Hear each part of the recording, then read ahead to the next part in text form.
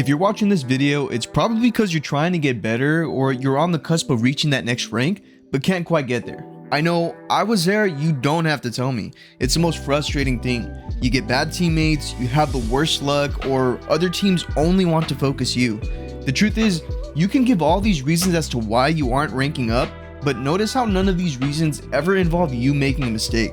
Well, that's what we're going over in this video. I was Plat 1 for 5 seasons straight, and when I finally hit Diamond, there was a time where I was 200 off of Masters, and by the next day, I was Diamond 3, about to be demoted to Diamond 4. And it was at that time I realized what I'm about to share with you was all I needed to hit Masters. So without further ado, my name is Alpha Drew, let's get into it.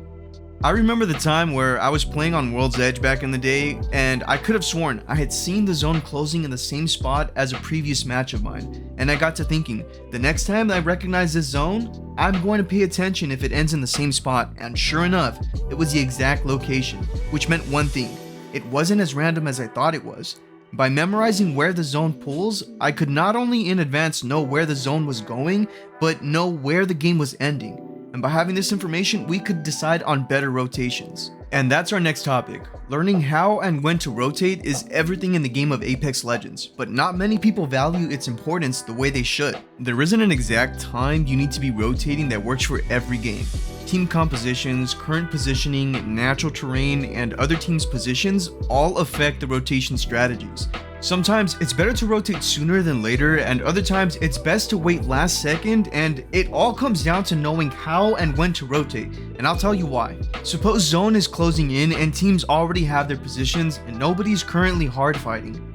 Everyone is going to be set up in the buildings or behind rocks waiting for the next zone on the map. And if you're rotating late out in the open, it's literally hunting season and your team is the only one on the menu. Now, let's use the same situation, but with one minor detail that changes everything. Zone is closing in and two teams who would have had a line of sight on you are too busy fighting each other. Then of course, you know it's a better rotation. And a little bonus tip I'm going to be throwing here is, if you know both teams are going to eventually fight, consider waiting it out and playing as an edge team until the fighting begins. Earlier we talked about team composition affecting rotations, and for those of you who don't know what that means, another term used for it is legend comp, and it basically just means what legends your team consists of. When we talk about either being a hard zone team, an edge team, or both, the deciding factor heavily relies on your composition. And I'm going to be giving you 3 examples here. A zone team would heavily favor Caustics, Ramparts, or Watsons, and what these 3 have in common is they can hold down the fort easily and make it difficult to be pushed. Teams like this tend to be more passive and defensive because their kits complement that style of playing. An edge team would favor legends like Bangalore, Valk, or even Catalyst. These legends make it easier to rotate last minute and harder for teams to focus you when you are out in the open. If you need to get behind a building, on the other side of a mountain, or somewhere completely different on the map, a Bangalore smoke, a cat wall, or a Valkyl can do exactly that. In fact, It's Timmy's LCQ team composition consisted of Bangalore, Horizon, and Catalyst. Now, I'm not really going to go into detail about teams that could do both, but I will give you a composition that fits the description that was played by TSM, where they ran Valkyrie, Caustic, and Seer. They would Valkyl to wherever they needed to go and immediately start setting up traps to avoid any unwanted pushes from enemy teams.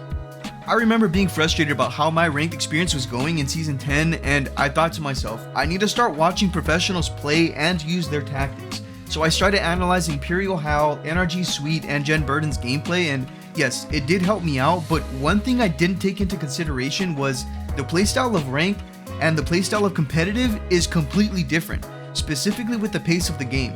But it was difficult to see that early on because both aspects exist in both ranked and competitive, but this is where they differ. In competitive, when a team wants to rotate to a different part of the map, they tend to be hesitant about it and only rotate when completely necessary, which means the games are slow at times, and during the fast-paced moments, fights generally last no longer than 10 seconds, whereas in ranked, you generally have teams dragging out fights that end up lasting 30 seconds to even a couple of minutes, and of course, you get all those sloppy third parties.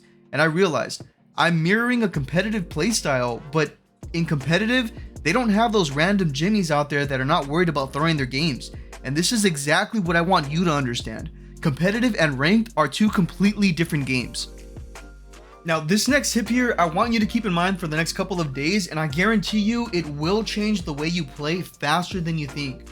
Earlier, we talked about those sloppy third parties happening because fights are being dragged out way too long, and this is how you can avoid those unwanted third parties. If you notice, the fight is lasting too long, not only should you start looking for potential third parties, but if you believe a third party may be coming soon, you should try disengaging in the fight.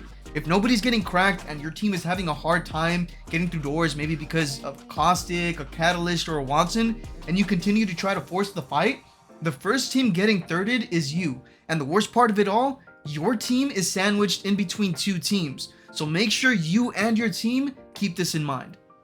And if you stayed this long watching these tips, consider subscribing. With that said, be safe, stay healthy. Later, guys.